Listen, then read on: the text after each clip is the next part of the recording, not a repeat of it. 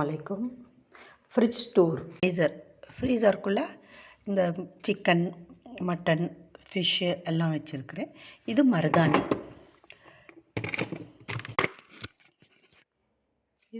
இது வந்து மருதாணி இலை. இது ஒரு 3 மாதமாக வச்சுருக்கேன்.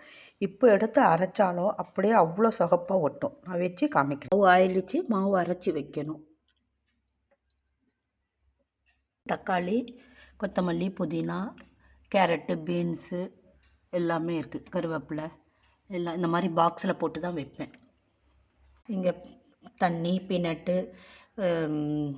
கெச்சப்பு, மயனோஸு இதெல்லாம் வைப்பேன். முட்டை, இங்கே இது எல்லாமே என்னென்ன வேணும். இது வந்து நட்ஸ் எல்லாம் இதில் தான் வைப்பேன். நான் நட்ஸ் எல்லாம் இந்த டப்பாக்குள்ளே தான் மளிகை ஜாமானே வைப்பேன்.